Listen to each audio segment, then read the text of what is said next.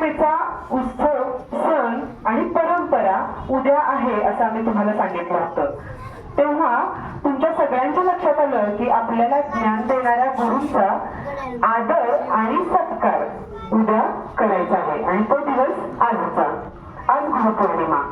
आपल्या भारतीय संस्कृतीमध्ये महर्षी व्यास होऊन गेले। महर्षी व्यास यांचा जन्मदिन म्हणून आज गुरुपौर्णिमा साजरी केली जाते। कोण होते हे महर्षी व्यास? तर महर्षी व्यास अतिशय ज्ञानी होते। त्यांनी वेदांचं संकलन केलं आणि पुन्हा त्याचे वेगवेगळे टप्पे सर्व लोकांना माहिती व्हावेत म्हणून लेखन केले। महाभारताची रचना सुद्धा त्यांनी केलेली आहे। त्याच सोबत अनेक पुराणांचं लेखन त्यांनी केलं म्हणून आज आपण त्यांना व्यास मुनी म्हणून ओळखतो किंवा व्यास म्हणून त्यांना ओळखलं जातं।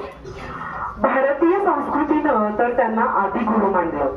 आज त्यांचं स्मरण करून गुरुपौर्णिमा आपण साजरी करतो।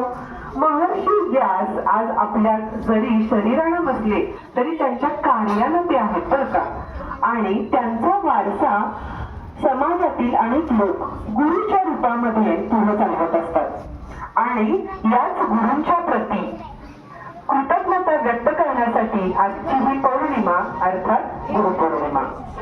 त्या निमित्तानं हा छोटासा एक कार्यक्रम आपण इथं घेतलेला आहे।